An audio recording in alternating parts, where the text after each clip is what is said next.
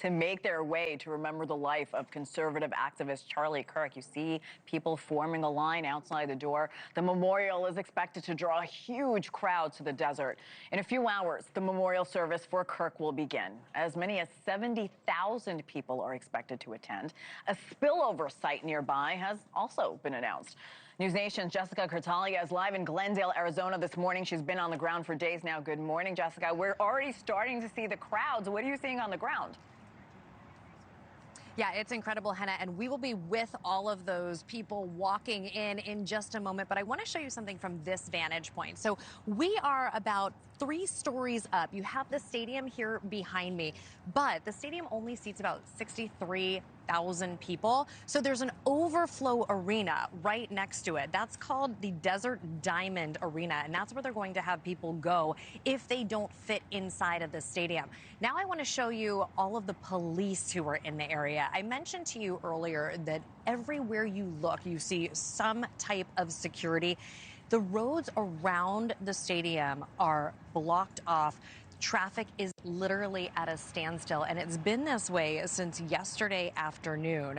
Preparations were up yesterday with barriers going up. We saw the law enforcement patrolling the area. Security has been tight. Several local agencies are involved. The Secret Service is organizing all of this and basically making sure that everyone on the ground is safe, as well as inside of State Farm Stadium. The security that people will see, those people that you saw walking in, is very similar to TSA. No bags will be allowed, but they will have to go through screening. Also, as you can see, if you look very closely, some people are very dressed up. They were urged to wear red, white, and blue in support of Charlie Kirk.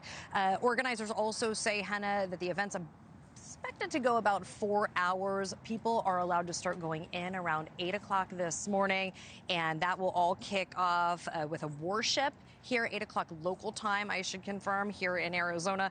And then we'll see all those speakers, President Trump among them, taking the stage around 11 o'clock. Some people that you're seeing here on your screen started showing up at 2 a.m. That's when we arrived here at the stadium. Security incredibly tight for us as well. To give some behind-the-scenes perspective, if you will, we had to go through incredibly tight security. They wouldn't let us in to get to our vantage point until 4 a.m., and it is just incredible.